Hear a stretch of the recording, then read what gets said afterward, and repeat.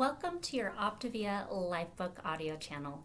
My name is Christy Baker, and I have the privilege of reading to you from your LifeBook by Dr. Wayne Scott Anderson. Today we're going to be diving into element 22, part 2, and it's going to be starting on page 442. Let's go ahead and dive in. Oops, before I forgot it. Go ahead and push the like button and the subscribe down below so you know when the next video is going to be coming out. And it also just pushes this video out to more people so they can benefit from it as well. All right, let's get going. Are you happy? Are you doing what you really want? Are you financially successful? Can you do the things that you want and have the things that you want? These are all important questions. In this element, we want to put into perspective for you what it means to organize your life around what matters most.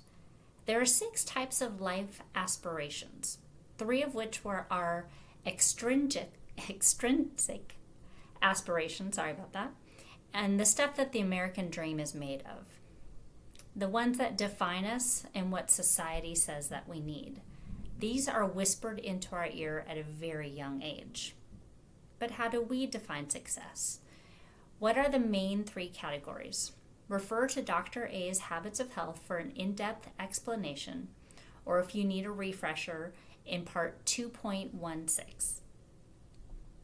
It will also go into how do we define fulfillment and look at the 3 intrinsic goals as well in that section.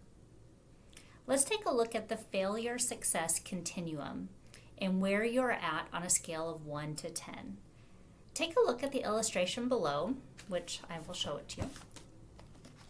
It's up there at the top, and on one side is success and the other side is failure. And there's just little numbers, 1 through 10, dividing the picture. Where would you say that you are on this continuum? Actually, put a mark where you think you are right now between the 1, complete failure, to 10, complete success. Remember, success is defined primarily by external factors like financial status, your place in the community, and your job. Are you comfortable with your current house, car, professional position? What level of achievement would you say that you enjoy right now compared to where you would like to be? Once you come up to it with a number, go ahead and put that in the notes in your phone so you can think about that later. And the next one is the depression fulfillment continuum. Where are you on a scale of 1 to 10? Now let's look at this depression fulfillment continuum that was right below in that same page, where the top you are very fulfilled, that would be a 10, and down at the bottom would be depressed, that would be a 1. And determine where you would place yourself on this axis. Actually put a mark where you think you are right now between 1, very depressed, and 10, very happy and doing exactly what you want. Now let's put these 2 parameters together to see how the external, the failure, success, and the internal, depression, fulfillment determinants balance out. Take your position on the vertical axis and your position on the horizontal axis and see where they cross. This will tell you what quadrant you are in on the Wellbeing chart. Looking at your current reality in 2 dimensions allows you to see if what you're doing with your life is in alignment with what matters most to you. Okay, let me show you that little chart.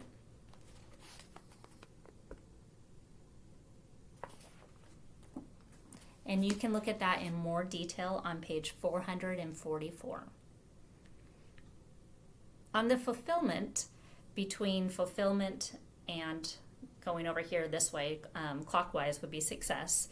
And in this quadrant, you would be thriving, fulfilled, successful.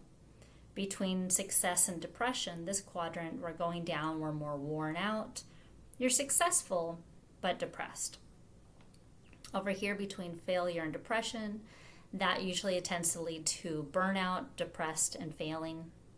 And then between failure and fulfillment, there's contented, you're fulfilled, but you're not meeting your goals. So in there's some aspect of failure. Which quadrant would you say that you're in right now? Comparing your success track to your degree of fulfillment can be an enlightening exercise. Think back to the elderly subjects in leaders' interviews, and you can refer to Dr. A's Habits of Health for the full story. When they asked what they would do differently in their life, they all responded with wishes from the depression fulfillment axis. Less focus on the daily grind, more meaningful work and relationships, and making a difference. Not one of these people said that they wish they had had a better car, a bigger house, or more money.